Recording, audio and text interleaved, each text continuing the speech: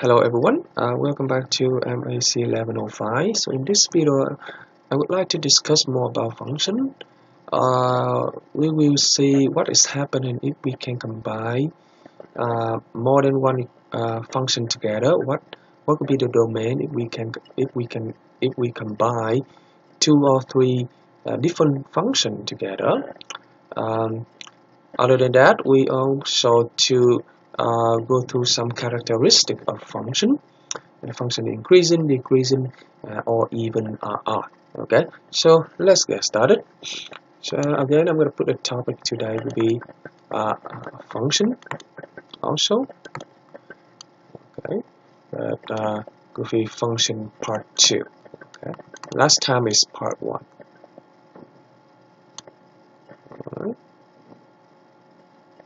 Alright, so first of all, let's see if we can go ahead and combine more than one function together. What is happening to its domain and range? Actually, and when we talk about domain and range, we also talk about function, right?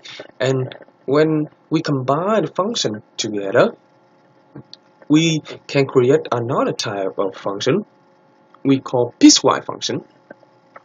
So in the first part of this video, I want to talk about piecewise function. Okay, piecewise function. Okay. So piecewise function. What is piecewise function? First of all, piecewise function is a function. Is a function. Okay, is a function. It is a combination.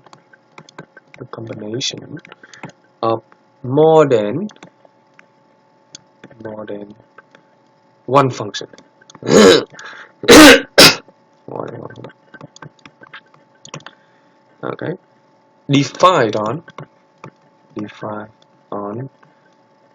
a sequence. Okay, a sequence of oops it's frozen. Oh, what happened? Okay, defined on a sequence of subfunction.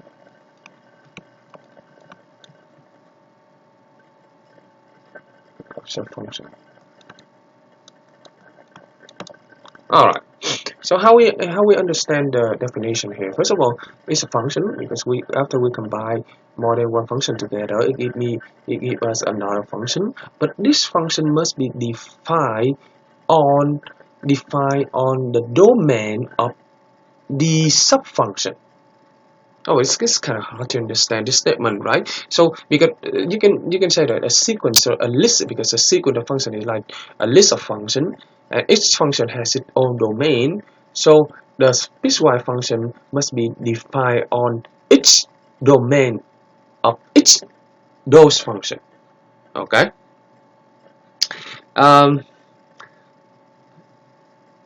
Okay.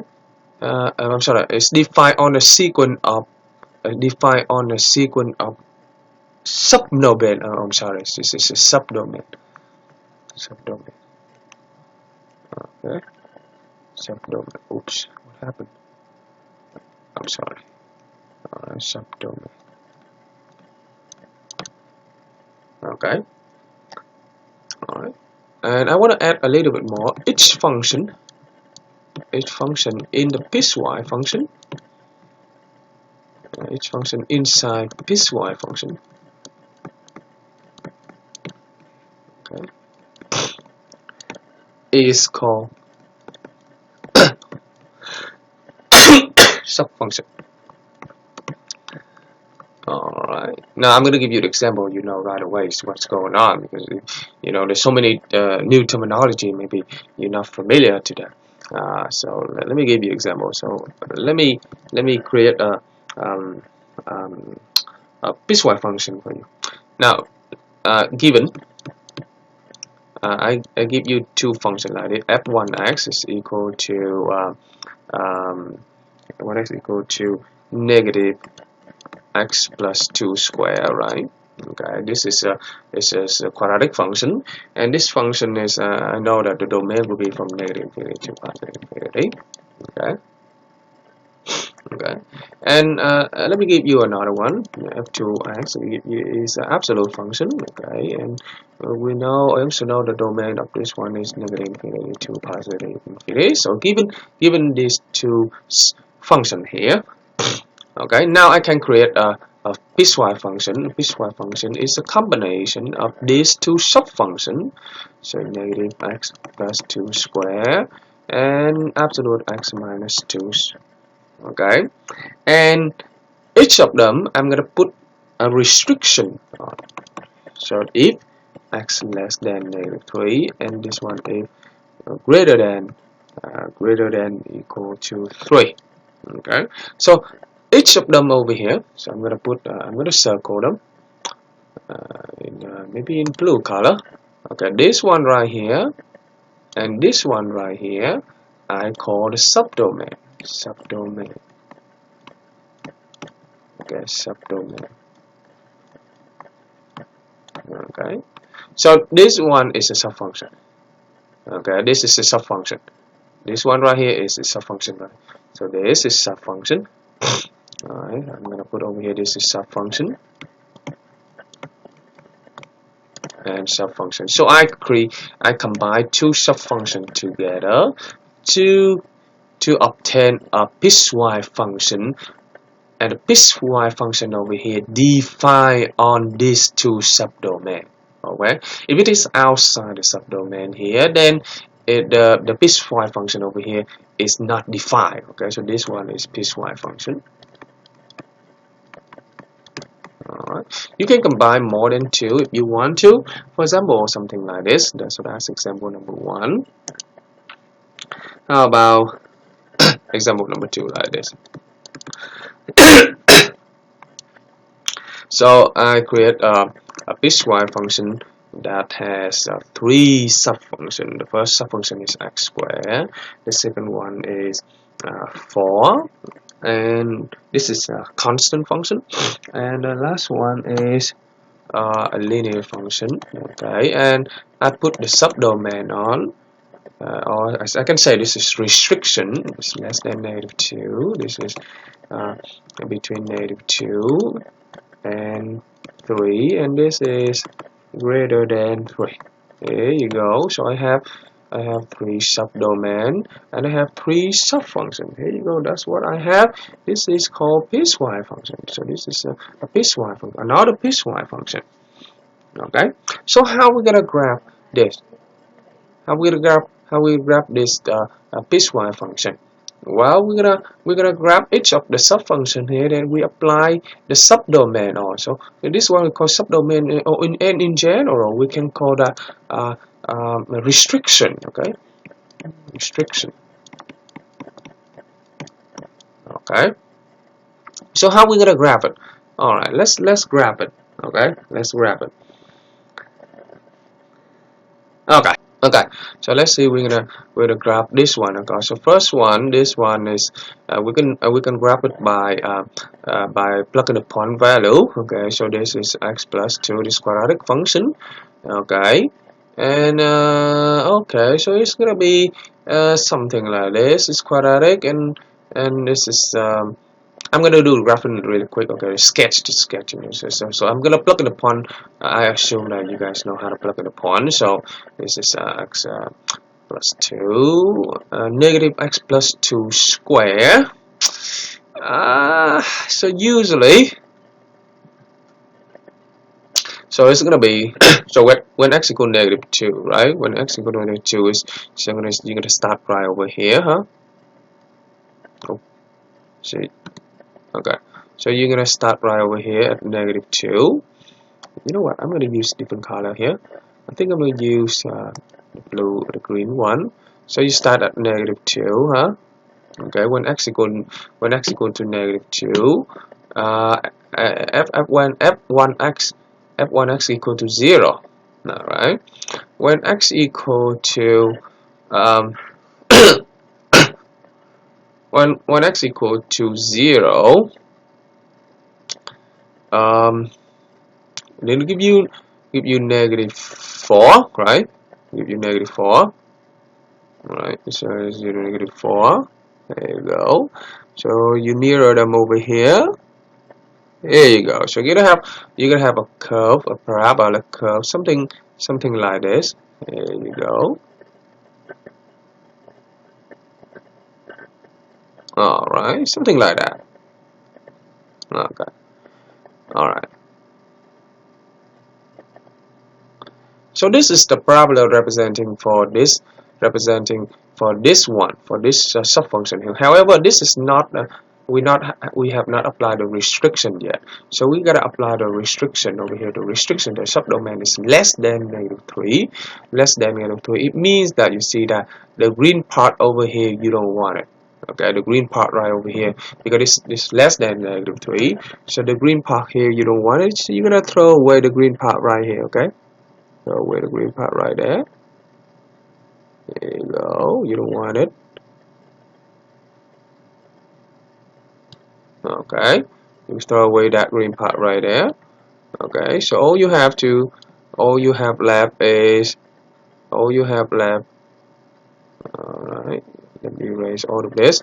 So all you have left is the green part on the left hand side. Now we're gonna do the second one. The second one is greater than 3 when x minus 2. So when x equal to 2 over here, when x equal to 3, give you 1. So usually you have something like this, right? When x equal to 1, so you're gonna have something like this.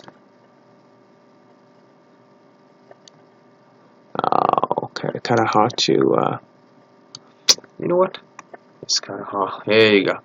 So you're gonna have something like this.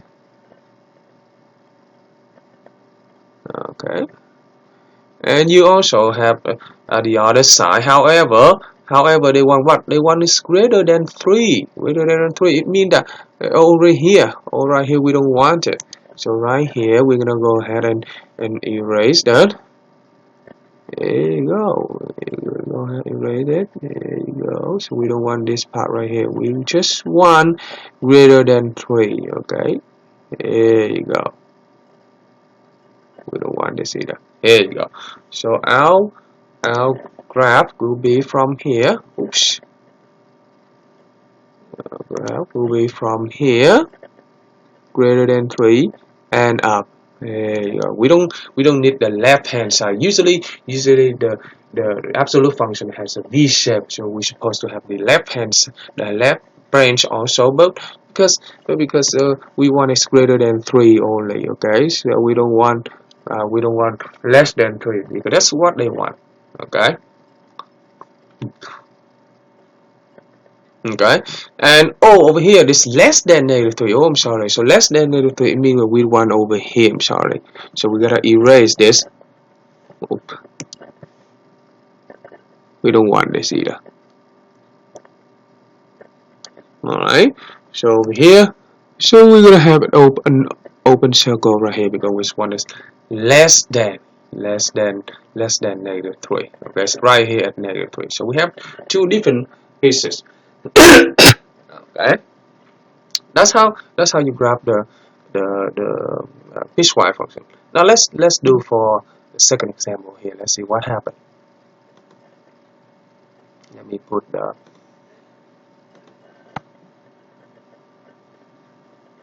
coordinate system.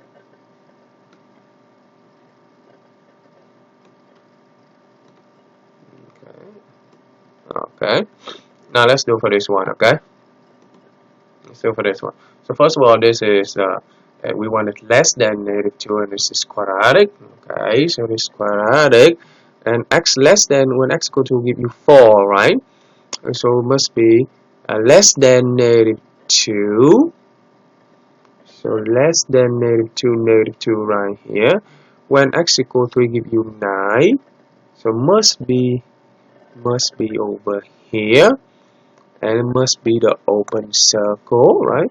Because when x equal 2, give you 4, and x equal -2, give you +4, so the open circle right here.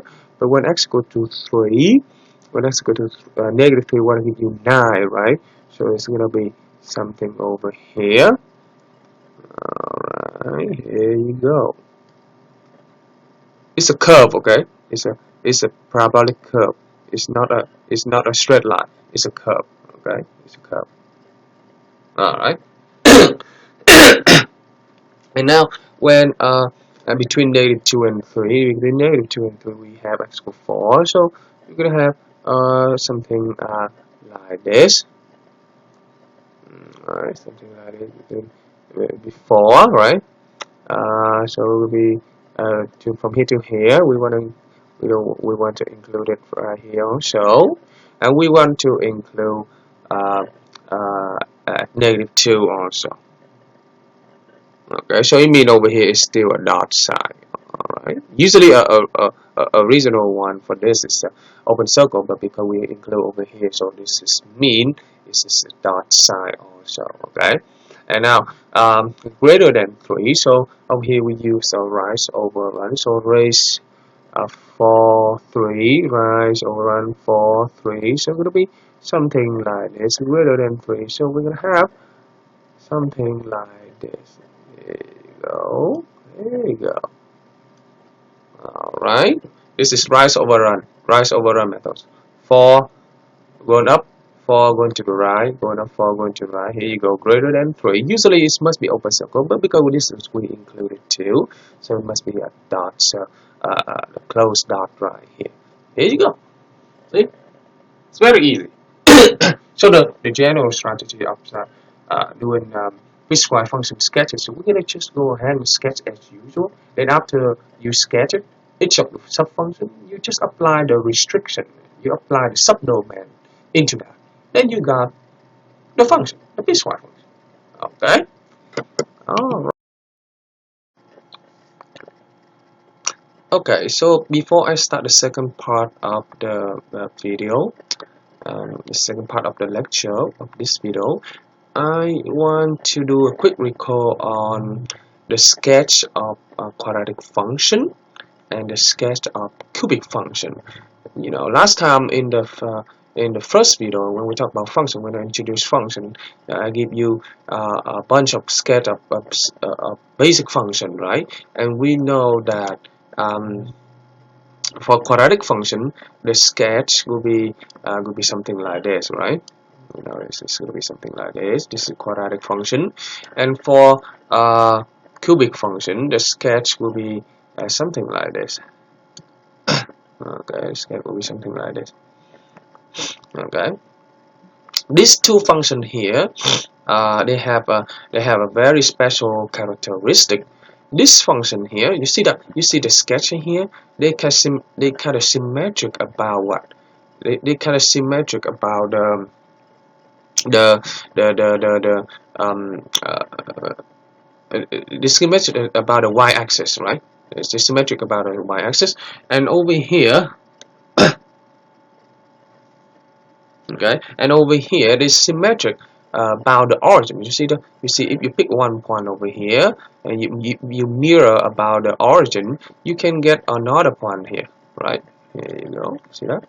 And for this one, if you pick one point here, you mirror about the y-axis, you can get this point. There you go. They are symmetric about the y-axis and symmetric about the origin. So this type of function, okay, they have a very special name. We call that, this one we call even function, and this one called even function, and this is odd function. Okay. So on the second part of the video, I want to talk about even and odd function. Okay, even and odd function. Okay. How do we know that a function is even? How do I know that the function is odd? So first of all, we can check the graph. If the graph is symmetric about the y-axis, symmetric about y-axis, then this is even function, but it's symmetric about the origin, then we know this is odd function. All right. But what if they just give you the algebraic function, you know, without a sketch? Then how we know that? We're gonna use some formula. This property, we're gonna use this property. If f of negative x equal to fx, then that will be your even function. However, if f of negative x equal negative of fx, then that will be your odd function. And we're going to use this two property here to check any algebraic function if whether or not they even or odd. For example, let's do an example. What if I have a function like this? F of x equal to x squared plus 2. Alright, even though that, okay, just assume that I don't know how to graph it and I don't have graphing calculator. Okay, how do I know this is even or odd? Just go ahead, calculate f of negative x. So f of negative x equal to, okay, plug negative x in here, right? Negative x in here, so plug negative x over here, so you square it plus 2.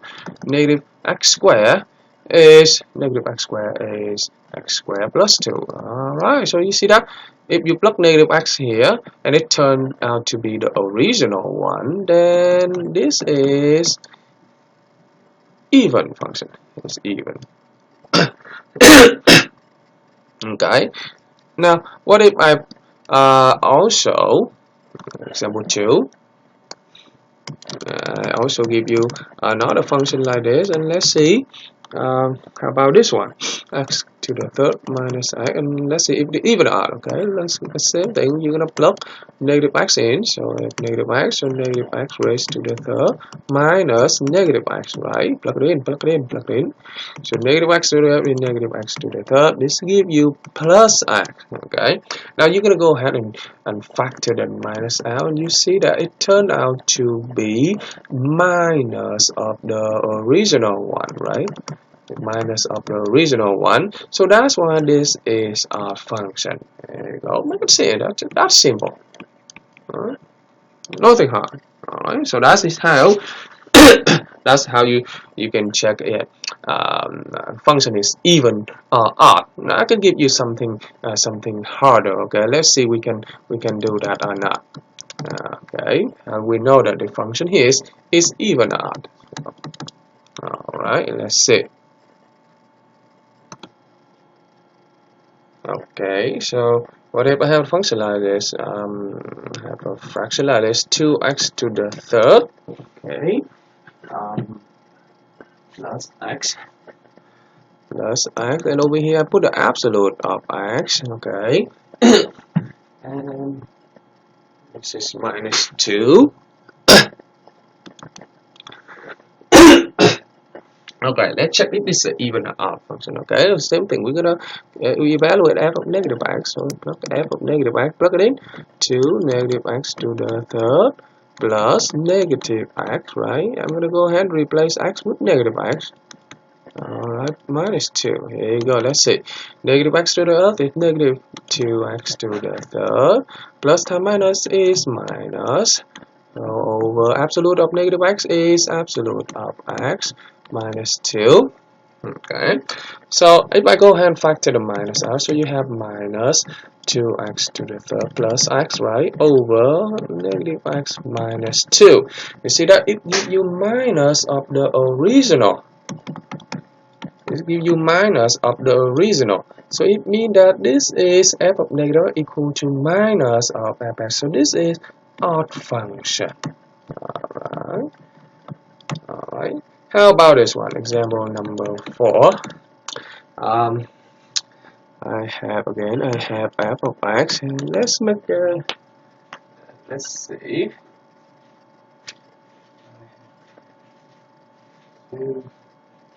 I have absolutes of x minus 2 minus absolute x plus 2, okay, over x. Okay, over x. Here you go. This the function is, of course, this is a look harder. So, but you do the same thing. You plug it in.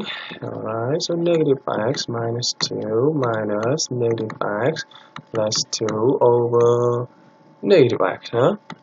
Alright, so this one, if I go ahead and factor the minus out, you have x plus 2. Okay, minus, I factor the minus out, you have x minus 2, right, over minus x. Alright, absolute of minus give you positive, so give you positive of x plus 2. Absolute of minus give you x minus 2 over negative x. Okay. Now if I go ahead and multiply the top and the bottom by minus sign, okay, so they become over here become positive, right? And become multiplied over here by minus sign, so this will be minus and this will be plus, right? So become minus absolute x plus 2 become plus absolute x minus 2. And if I go ahead and reorder them, so I have x minus 2 minus absolute x plus 2 over x. Here you go, it turned out to be the original. There you go. So this one must be even function. See? Very simple like that. Alright? They always start with f of negative x. Then finally, if it turned out to be the original, then it's even. If it turned out to be negative of the original, then you have odd. Odd. That is how you check the function is even odd. Okay, you can do algebraically or you can do by look at the graph. Okay. Now, there's another characteristic of function we should have to consider before I start the next one. Let's go back to the linear function. You know, linear function is the function you learn in intermediate algebra, and you learn about the slope, right? And you know that if the slope is positive, the function is increasing, right? The line is kind of slanted upward. If the slope is negative, the line is slanted downward, right? It's decreasing, right? But that is for linear function. That's for linear function. What if the function is not linear? What if it is a curve? What if it is a curve? How do I know that function is increasing or decreasing? Or maybe how do I know what interval the function is increasing, and on what interval the function decreasing? Okay, how do I check that? Well, you can use after we learn the property, we call that monotonicity. Then I'm sure you will be able to know it. Okay, so on the third part of the lecture, I'm going to talk about monotonicity. Monotonicity, it means increasing or decreasing. Okay. So what is really increasing? What is really decreasing function? Let's talk about the definition of increasing and decreasing function first. Okay. Suppose that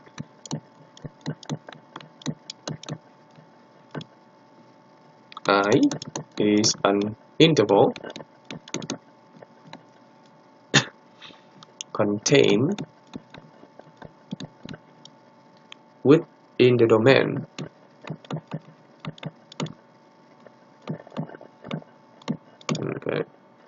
of function f.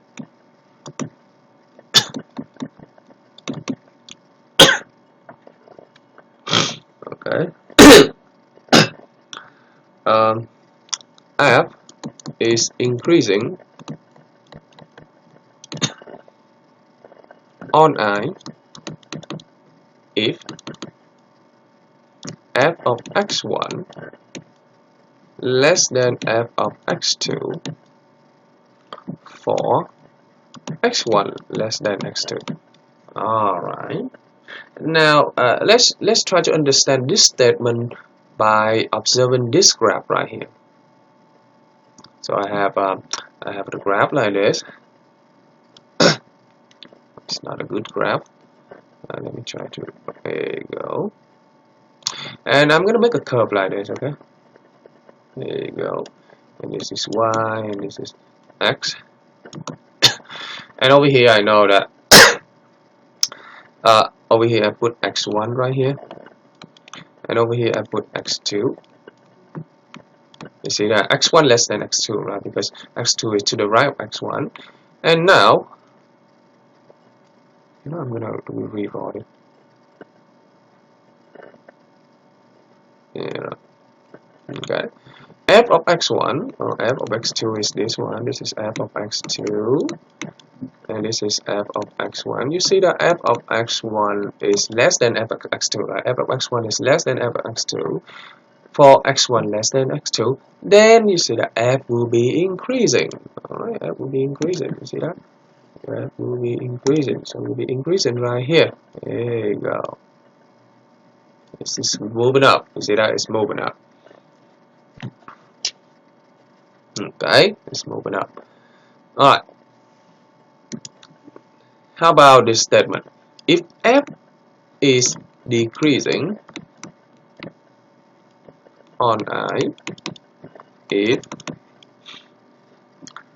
f of x1 greater than f of x2 for x1 greater than x2 on I. I'm going to put over here on I also. Alright, so let's see we can do a sketch for this statement. Okay, so I have a coding system like this also, and I have the line like this. Here you go. And over here I have x1. Hold on. Oh, this is x1 greater than x2. Oh, so this is x1 right here. There's x2 right here. So x1 greater than x2, and f of I think I messed up a little bit over here, right? x1 if x1 greater than 2, and f of x1 is less than f of x2. Alright.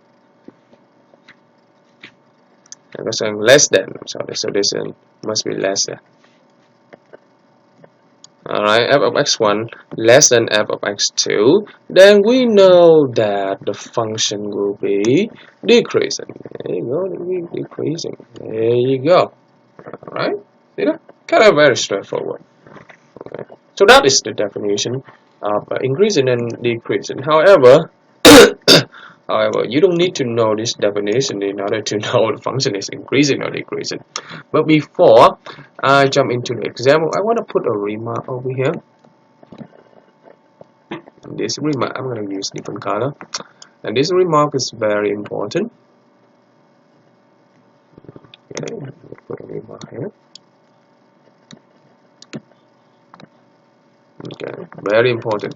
Every time you want to write interval notation for increasing and decreasing, you never use bracket for increasing or decreasing it. Okay, never use bracket. No matter what they had included or not included, you always want to use parentheses. Okay. Now let me give you an example. Okay, let me have the graph like this. Let me put the graph on.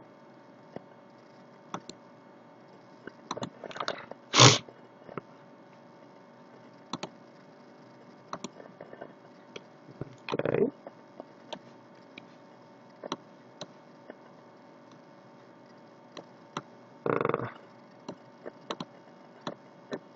Cut up. Need a smaller one. There you go. Alright, so I have the graph like this. Okay. Let me. Alright, so I'm gonna have a graph. How about something like this? I'm gonna make a dot right here, and I have it go all the way over here with the open circle. Okay, and then from here I go all the way down to this. okay, with the open circle, and from here I go up to infinity. Here you go, and I want to find increasing and decreasing domain and decreasing interval notation.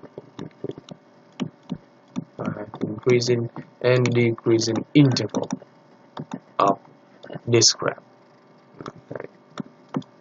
So how we do that? Alright, so we know the function is start from here, right? Increasing, so you go from -5 included, but again I say that it doesn't matter included or not included. No, we always use parentheses to -2 union with where is increasing over here, also increasing, huh? So we go from 5 to positive infinity, so this is increasing. Okay, how about decreasing? So you go from -2 to 5. There you go. So this is going up and this is going down. Alright. See that? You don't need the definition to know where it's increasing and decreasing. You just need to look at the graph. Increasing. Alright. Now let's do another one. Example 2.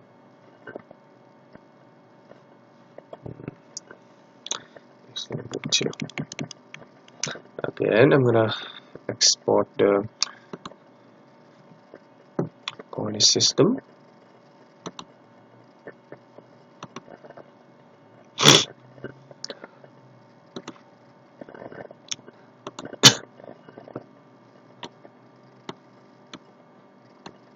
Okay. Alright, so I'm gonna put the graph in. Okay. I have put this one. Okay, I have a purple like this, and it's going up like that, and go all the way down like this.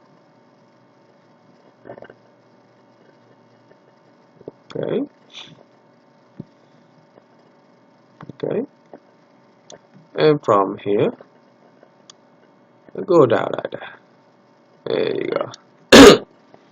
Alright, let's write the interval for increasing. So it'll be increasing from where to where? Increasing from here to here, so we from -7 to -4. Alright, union with where? Union with right over here, huh? 2, right? Into 2 to 6. Okay, and for decreasing, you gotta put union. Okay, for decreasing, you gotta go from -4 to 2 union with 8 to positive infinity. So you have to be careful. For increasing and decreasing, you have to look at the x-axis. So I'm gonna add over here at the remark. Never use bracket. Never use bracket for increasing and decreasing interval, and always is always with respect to x-axis. Okay, we don't look at the y-axis when you do increasing and decreasing. Okay, you always look at the x-axis. Okay. All right. Let's see what else. So that is one of the characteristics of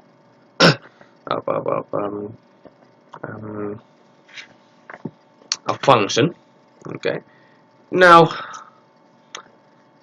after we know the function is increasing and decreasing, and we know the function is even or odd, and there's a important ratio.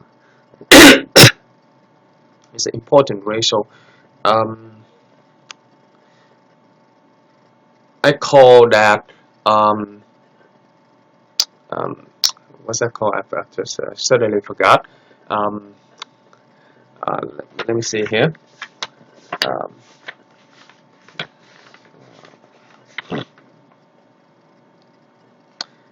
there's a ratio, and let's look like uh, the slope. Okay, because we know that the slope of the line, we know that is um, it is the change of a y over the change of an x, right? But that is for the line. Okay. What if you have the function is not a line? Then you have to look at the um, a ratio. I call that different quotient. Okay. And the different quotient is to help you understand, um, help you to understand how how the how the function behave. Okay. How the function changing um, with respect to x-axis. Okay. Actually, I supposed um, to let you know this concept when we talk about evaluation of function, but it's not too late because after this video I'm going to talk about linear function. I think this is going to help you a little bit too. Okay, so on the on the I don't know what part now, on the I think on the this is third part already. Okay, so on the fourth part, okay, on the fourth part of this video. Okay, I want to talk about different of quotient. Quotient.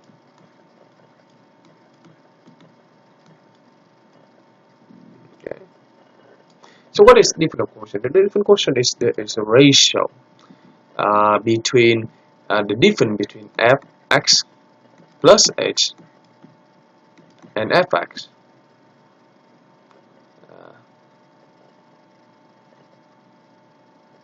Okay. Over h. Okay. This is a different of quotient. It's gonna help you to understand uh, the average rate of change. Every rate of change is the concept we're gonna talk about after this video. Not after this video. I think next week. It looked like the slope, you know, but it tell you it help you to understand how the function changing with respect to the x. Okay, with respect to the x. Okay, just think about it. You had a graph like this, right? Had a graph like this. Okay, um, just make it a graph like this. Okay, and this is f of x. Okay, this is f of x. This is x, and this is f of x. And this is, I need to change a little bit here. So let's make the curve better. No.